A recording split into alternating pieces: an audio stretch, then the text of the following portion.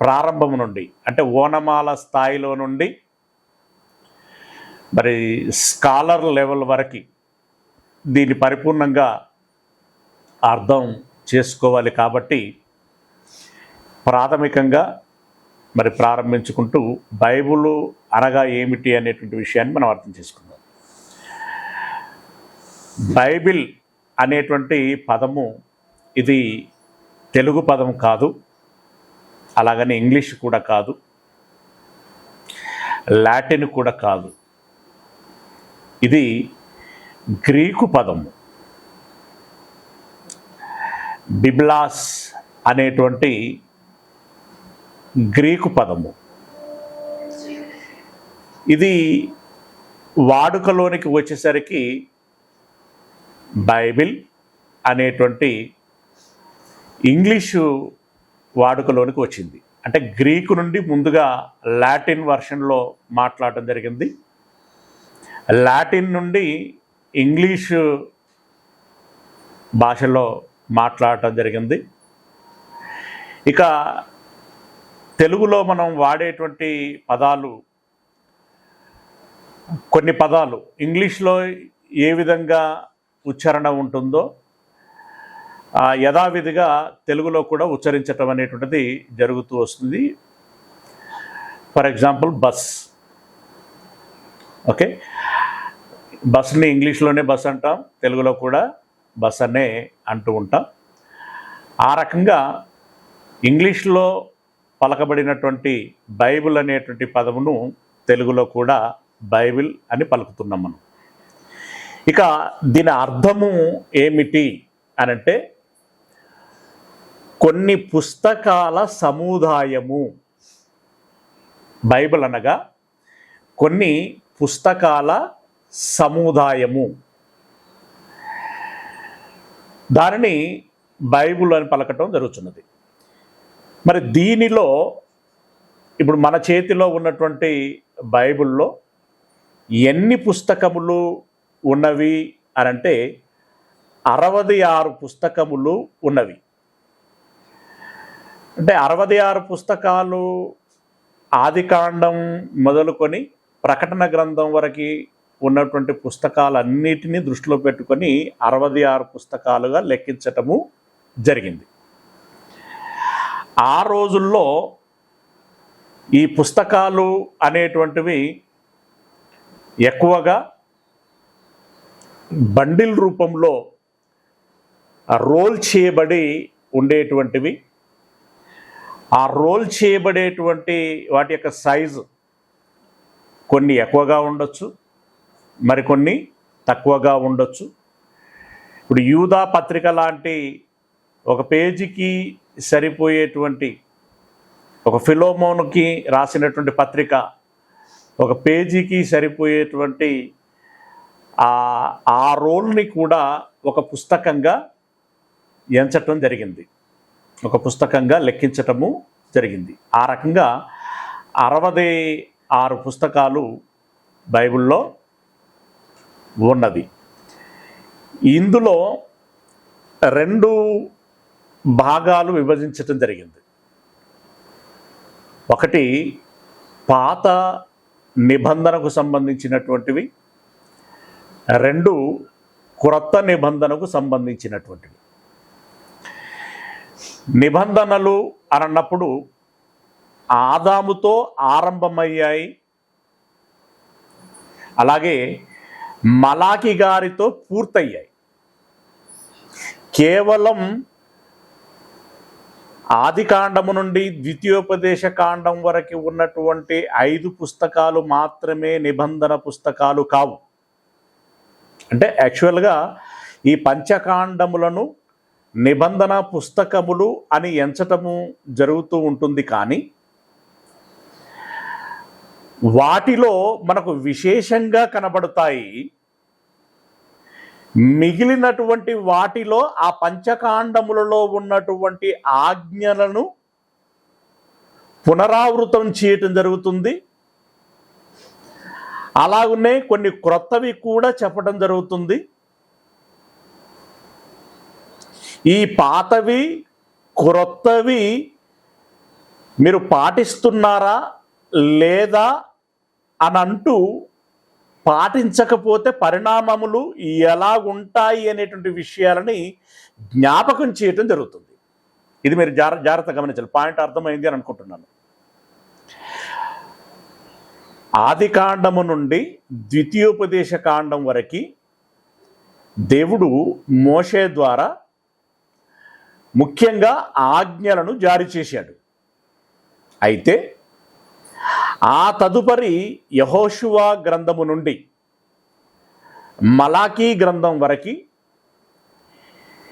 మోషే గారు ఇచ్చినటువంటి ఆజ్ఞలు లేదా నియమ నిబంధనలు ఏవైతే ఉన్నవో వాటినన్నిటినీ పునరావృతం చేయటం జరుగుతుంది. అంటే మళ్ళీ వాటిని వీరు ప్రస్తావించడం జరుగుతుంది. అలాగున్నే కొన్ని క్రొత్తవి కూడా ఆజ్ఞలు ఇవ్వటం జరుగుతుంది. ఓకే, మూడవది ఏంటంటే ఈ పాతవి కొత్తవి మీరు పాటిస్తే ఏమిటి, పాటించకపోతే పరిస్థితి లేదా పరిణామము ఎలా ఉంటుంది అనేటువంటి విషయాన్ని చెప్పటము జరుగుతుంది. ఇది మనం మనసులో ఉంచుకోవాల్సినటువంటి విషయం. అయితే ఈ ఆది కాండము నుండి మలాకీ గ్రంథం వరకు ఉన్నటువంటి పుస్తకాలు 39 పుస్తకాలు. మీరు ఇది బాగా గుర్తుంచుకోవాల్సినటువంటి విషయం.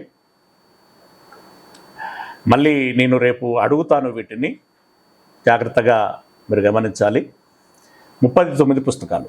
ఈ 39 పుస్తకాలలో 5 పుస్తకాలు, ప్రారంభ 5 పుస్తకాలని పంచకాండములు ఏవైతే పిలువబడుతున్నాయో అవి నిబంధన పుస్తకాలుగా చెప్పడం జరుగుతుంది, లేదా పంచకాండములుగా భావించడం జరుగుతుంది. ఓకేనా? ఇక ఈ తదుపరి ఇందులో నిబంధన పుస్తకాలతో పాటు చారిత్రక పుస్తకాలు ఉంటాయి. ఆ చారిత్రక పుస్తకాలు చరిత్రను తెలియజేసేటువంటివి.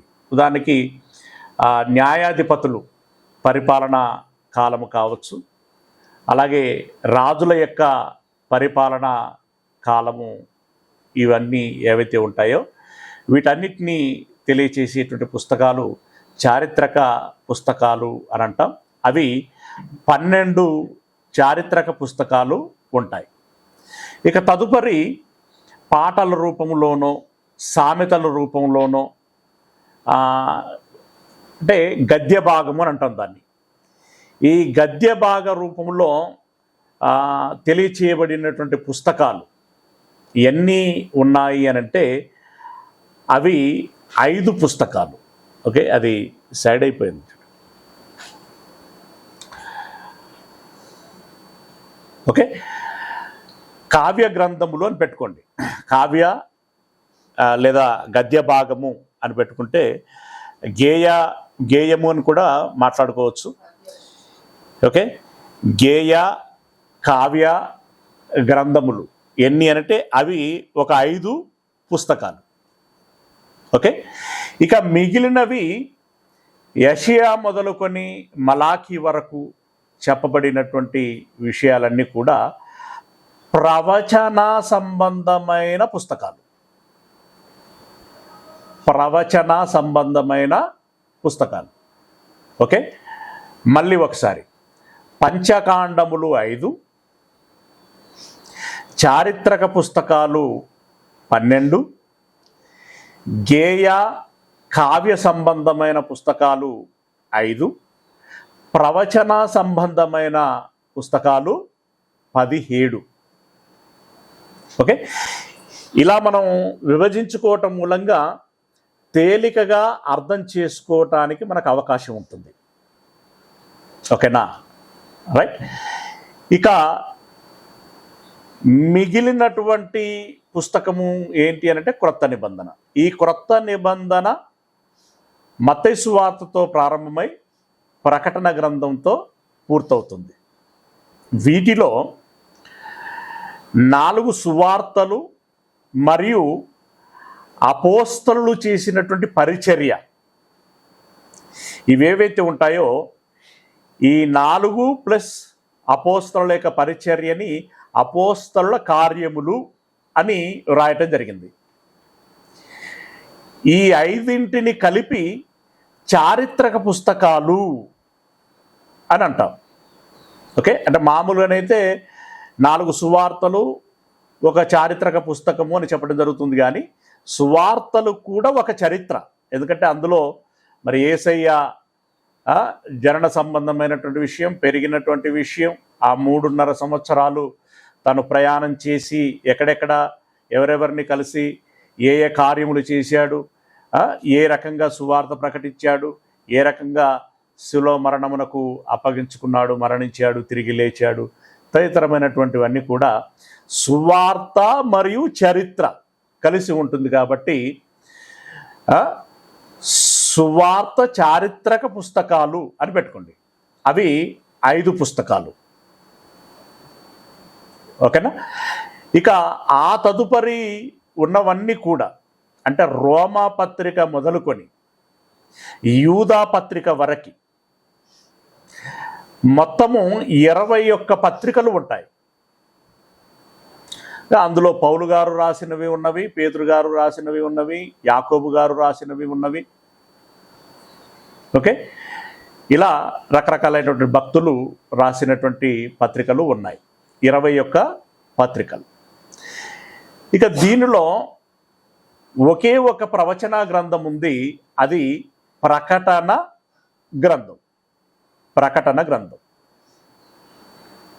ఓకే, ఇవి అంటే ఇప్పుడు ఇందులో చారిత్రక పుస్తకాలు 5 ప్లస్ 21 పత్రికలు ప్లస్ ప్రకటన గ్రంథం ఎన్నైనాయి 27 పుస్తకాలు అవుతాయి. అంతేనా? కౌంటింగ్ అదే వచ్చిందా? 27 పుస్తకాలు అవుతాయి. 39 పుస్తకాలు పాత నిబంధన, 27 పుస్తకాలు క్రొత్త నిబంధన. ఓకేనా? రైట్. ఇప్పుడు ఇందులో పాత నిబంధనలో ఏమేమి ఉన్నాయి, క్రొత్త నిబంధనలో ఏమేమి ఉన్నాయి అంటే ఇప్పుడు వర్గీకరణ మనం చేసుకున్నాము. కానీ ఒకసారి మీ బైబిల్ని ఓపెన్ చేసి విషయ సూచికలోనికి వెళ్ళండి.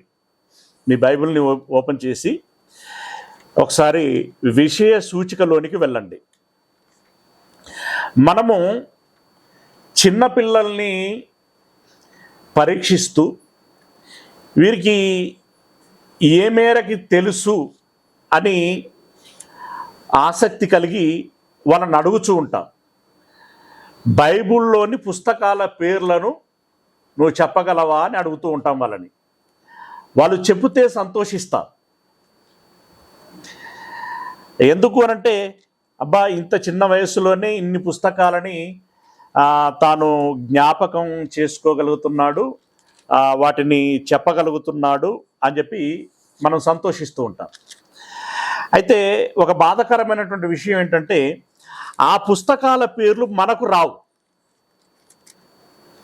పెద్దవాళ్ళమైన మనకు రావు. అంటే ఓరల్గా ఎన్ని ఉన్నవో తెలుసు, ఏమేమి ఉన్నవో తెలుసు, కానీ ఒక ఆర్డర్లో మనకి తెలియవు. అవి మనకు కూడా తెలిసి ఉండాలి. అంటే ఎవరో ఒకరో ఇద్దరో ఎవరో అన్మ్యూట్లో ఉన్నారు. దయచేసి మీరందరూ మ్యూట్లో పెట్టుకోండి.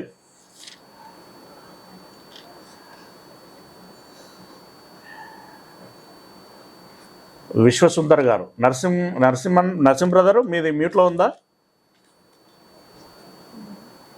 It's okay.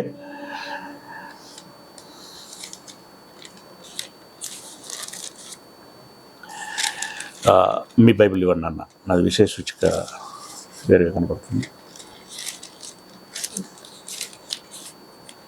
వచ్చింది. It's okay. ఇక్కడ ఇప్పుడు మీకు నోటీస్ చేసేటువంటి విషయం ఏంటంటే పాత నిబంధనలో ఎన్ని పుస్తకాలు అయితే ఉన్నాయో అవన్నీ మనకు బైహాడ్ అయి ఉండాలి. అంటే నోటికి కళ్ళు మూసుకొని చెప్పగలగాలి, నోటితో కళ్ళు మూసుకొని చెప్పగలగాలి. అంటే తెరిచి చెప్పినా సంతోషమే. అంటే నేను అనేది ఏంటంటే చూడకుండా చెప్పగలగాలి అని. ఓకేనా? అలాగే క్రొత్త నిబంధనలోని పుస్తకాలు కూడా చూడకుండా చెప్పగలగాలి. ఒకసారి మనం చదువుకుందాం. ఇక్కడ ఆదికాండము, నిర్గమకాండము, లేవియ కాండము, సంఖ్యాకాండము, ద్వితీయోపదేశ కాండం, ఇవి పంచకాండములు అని చెప్పబడతాయి. ఈ పుస్తకాలని మోషే గారు రాశారు. ఈ 5 పుస్తకాలని మోషే గారు రాశారు. ప్రతి పాయింట్ని మీరు రాసుకోవాలి. నేను చెబుతున్నప్పుడు ఇదిగో ఇది కూడా ఒక పాయింట్, దీన్ని కూడా రాసి పెట్టుకుంటే బాగుంటుంది అని అనిపించింది కూడా మీరు రాసి పెట్టుకోవాలి. ఓకేనా? తదుపరి యెహోషువ గ్రంథము. ఇది ఏ కోవలోనికి వస్తుంది అనంటే చారిత్రక పుస్తకాల కోవలోనికి వస్తుంది. దీనిని యెహోషువ గారే రాశారు. ఓకే. ఇక న్యాయాధిపతుల గ్రంథం చారిత్రక పుస్తకం, దీనిని యెహోషువ గారే రాశారు. రూతు చారిత్రక పుస్తకం. ఓకే. అదేవిధంగా సమూయేలు 2 గ్రంథములు చారిత్రక పుస్తకాలు, రాజులు 2 గ్రంథాలు చారిత్రక పుస్తకాలు, దినవృత్తాంతములు 2 గ్రంథములు చారిత్రక పుస్తకాలు, ఎజ్రా, నెహమ్యా, ఎస్తేరు, యోబు చారిత్రక పుస్తకాలు. ఓకే. ఈ యోబు గ్రంథాన్ని అందులో తాను రోదిస్తూ ఆ బాధతో వ్యక్తం చేసినటువంటి విషయాలు కొన్ని కావ్య రూపంలో కూడా ఉంటాయి. కాబట్టి ఈ యోబు పుస్తకాన్ని కావ్య గ్రంథాలలో చేర్చడం జరిగింది. వాస్తవానికి యోబు గ్రంథములో చరిత్ర చాలా ఉంటుంది. అయినా ఈ యోబు గ్రంథాన్ని మాత్రం కావ్య గ్రంథాల లిస్టులో చేర్చడం జరిగింది. ఇప్పుడు ఈ యోబు గ్రంథం, కీర్తనలు, సామెతలు, ప్రసంగి గ్రంథం, పరమగీతములు, ఈ పుస్తకాలన్నీ కూడా గేయ లేదా కావ్య సంబంధిత గ్రంథములుగా ఎంచడం జరుగుతుంది. ఇక యెషయి గ్రంథము, ఇర్మియా, విలాపవాక్యములు, యెహెజ్కేలు, దానియేలు, హోషేయ, యోవేలు, ఆమోసు, ఓబద్యా, యోనా, మీకా, నహూము, హబక్కూకు, జఫన్యా, హగ్గై, జకర్యా, మలాకి, ఇవన్నీ కూడా ప్రవచన పుస్తకాలు. మోస్ట్లీ ఇందులో ఈ పుస్తకం పేరు ఏదైతే ప్రస్తావించబడిందో వాటిని వాళ్ళే రాసినట్లుగా మనకు కనబడతాయి. అంటే ఇప్పుడు దానికి ప్రసంగి గ్రంథాన్ని ఎవరు రాశారంటే ప్రసంగి గారే రాశారు. ప్రసంగి గారికి మరొక పేరు ఏంటి అని అంటే సొలొమోను. దానిని సొలొమోను గారు రాశారు అని చెప్పి మనం గమనించాలి. పరమగీతములు కూడా సొలొమోను గారు రాశారు. సామెతలు కూడా సొలొమోను గారు రాశారు. కీర్తనలు మాత్రం కొన్ని దావీదు గారు రాశారు. ఒక పాట, ఒక కీర్తన మోషే గారు రాశారు. మరికొన్ని కీర్తనలు మరికొంతమంది భక్తులు రాశారు. వాటిని మనం తర్వాత సవివరంగా మాట్లాడుకునేటువంటి ప్రయత్నం చేద్దాం. ఓకేనా? ఈ రకంగా ఇందులో 39 పుస్తకాలు మనకు కనబడుతున్నాయి. తర్వాత క్రొత్త నిబంధన సంబంధమైనటువంటి పుస్తకాలలో మత్తయి నుండి యోహాను వరకు సువార్తలు, అపోస్తల కార్యము, చారిత్ర, వీటన్నిటిని కూడా చారిత్రక పుస్తకాలుగా చదవటం జరిగింది. రోమీలు, కొరందీలు రాసిన 2 పత్రికలు, గలతీ, ఎఫెసీలకు, ఫిలిప్పీలకు, కొలస్సీలకు, తెసలోనీల 2 పత్రికలు, తిమోతికి రాసిన 2 పత్రికలు, తీతు పత్రిక, ఫిలోమోను, హెబ్రీలో రాసిన పత్రిక, యాకోబు పత్రిక, పేతురు గారు రాసిన 2 పత్రికలు, యోహాను గారు రాసిన 3 పత్రికలు, యూదా పత్రిక, ప్రకటన గ్రంథం. ఓకే. ఇవి 7 పుస్తకాలుగా మనకి క్రొత్త నిబంధన పుస్తకాలు కనబడుతుంటాయి.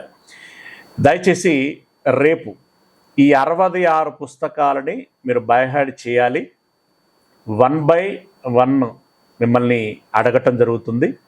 తప్పనిసరిగా ఈరోజు నేను మీకు ఇచ్చేటువంటి హోంవర్క్ మరి ఇదే అనేటువంటి విషయాన్ని మీరు గమనించాలి. 66 పుస్తకాలని మరి మీరు చూడకుండా చెప్పాలి. ఇది మస్ట్ అండ్ షుడ్. ఓకే, మీరు ఇది జ్ఞాపకంలో ఉంచుకోండి. ఇక ఈరోజు ఇందులోని మొదటి పుస్తకమైనటువంటి మొదటి పంచకాండములు ఇవి ఉన్నాయి కదా, అందులో ఈ పుస్తకములలో ఈ మొదటి పంచకాండములని ఎవరు రాశారు, ఎప్పుడు రాశారు అనేటువంటి విషయాన్ని తెలుసుకుందాం. ఆ లాంగ్ నోట్బుక్ నిన్న పెట్టాను కదా.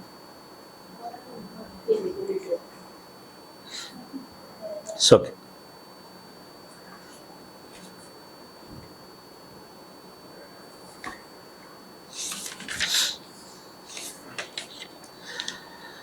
ఇప్పుడు ఇందాక మనం చదువుకున్నటువంటి వాటిలో మొదటి పుస్తకం పేరు ఏంటంటే ఆదికాండం. ఓకే, దీన్ని జెనసిస్ అని కూడా ఇంగ్లీష్లో అంటూ ఉంటాం. ఏంటి ఈ జెనసిస్ అని అంటే, ఈ పదము గ్రీకు వర్షన్లో నుండి వచ్చినటువంటి పదం. అది ఈ భాష ప్రాముఖ్యంగా గ్రీకు వర్షన్ను ఎక్కువగా ఆ రోజుల్లో ప్రాచుర్యంలో ఉండేది, అంటే వాడుకలో ఉండేది. ప్యారలల్గా లాటిన్ వర్షన్, లాటిన్ భాష వాడుకలో ఉండేది. ఆ తదుపరి లాటిన్ భాషలో నుండి కొన్ని రకాలైనటువంటి భాషలు మిళితమై ఇంగ్లీష్ భాష అనేటువంటిది పుట్టుకురావటం జరిగింది. ఇప్పుడు ఉదాహరణకి తెలంగాణలో మాట్లాడేటువంటి తెలుగు భాష ప్యూర్ తెలుగు కాదు. ఈ భాష మీద ఉర్దూ ప్రభావం ఉంటుంది, హిందీ భాష ప్రభావము ఉంటుంది, ఇక ఇంగ్లీషు ఎలాగూ ఉండింది. ఈ 3 భాషలతో తెలుగు మిక్సప్ అవ్వటం మూలంగా, కలిసిపోవటం మూలంగా కొత్త కొత్త పదాలు పుట్టుకొచ్చాయి. అందుకే ఇప్పుడు ఆంధ్ర వైపు మాట్లాడేటువంటి తెలుగుకి, తెలంగాణలో మాట్లాడేటువంటి తెలుగుకి, అందున ముఖ్యంగా హైదరాబాదు తెలుగు ఒక భిన్నమైనటువంటి స్లాంగ్లో ఉంటుంది. ఆ మాడ్యులేషన్ అనేటువంటిది భిన్నముగా ఉంటుంది. అదేవిధంగా ఈ గ్రీకు, లాటిన్, ఇంగ్లీష్, ఇక హెబ్రూ అనేటువంటిది దాని ప్రభావం కొంత. వీటన్నిటిలో నుండి భాషలు రూపాంతరము చెందుతూ వచ్చాయి గనక దాన్ని అప్పుడు జెనసిస్ అనేటువంటిది మెన్షన్ చేయటం జరిగింది. ఆ ఇంగ్లీష్లో దాన్ని అలాగే కొనసాగించటం అనేటువంటిది జరిగింది. ఓకే, ఈ మొదటి పుస్తకాన్ని అంటే ఆదికాండమును ఎవరు రాశారు, రచయిత పేరు ఏమిటి అని మనం గమనించినట్టయితే, రాసింది ఎవరు అనేటువంటి విషయాన్ని మనం గమనిద్దాం. ఒకసారి యెహోషువ గ్రంథము 8వ అధ్యాయము 32వ వచనమును మనం చదువుకున్నట్లయితే, యెహోషువ గ్రంథము 8వ అధ్యాయము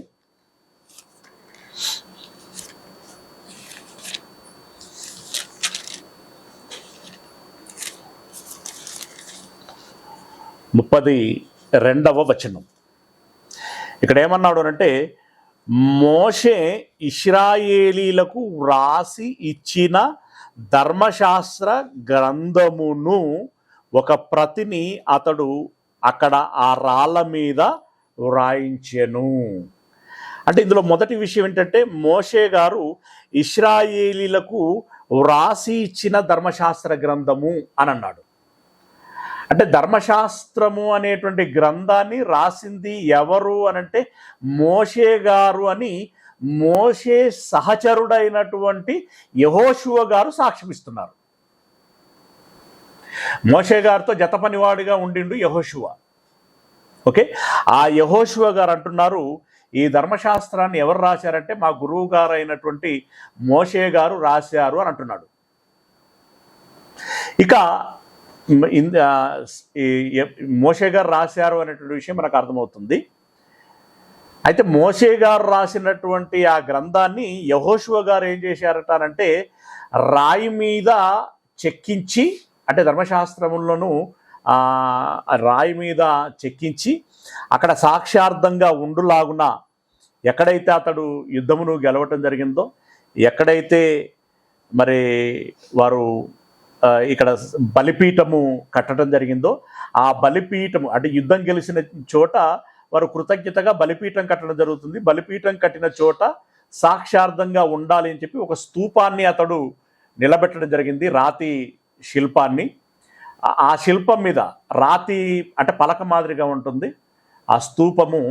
దాని మీద అంటే అశోకుడు గనక రాళ్ళ మీద చారిత్ర సంబంధమైన కొన్ని విషయాలు రాసి అక్కడక్కడ స్తంభాలు స్తూపాల రూపంలో పాతిపెట్టినట్టుగా ఇతడు కూడా పాతిపెట్టడము జరిగింది. ఓకే, ఇది మోషే గారు రాశారు అనేటువంటి విషయం మనకు సుస్పష్టమవుతుంది.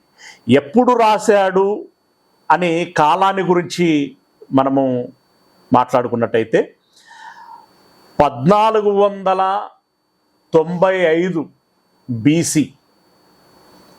క్రీస్తుకు పూర్వం 1495 నుండి 1455 వరకు ఈ పుస్తకాన్ని రాయటం జరిగింది. ఎందుకంటే ఇవన్నీ కూడా మోషే గారు దేవుడు తనకు అప్పగించినటువంటి పరిచర్యను ఒకవైపు జరిగిస్తూనే మరలా సమయం కుదుర్చుకొని ఈ పుస్తకాలను రాస్తూ రావటం జరిగింది. గనుక అంత సుదీర్ఘ సమయాన్ని తీసుకోవటం జరిగింది.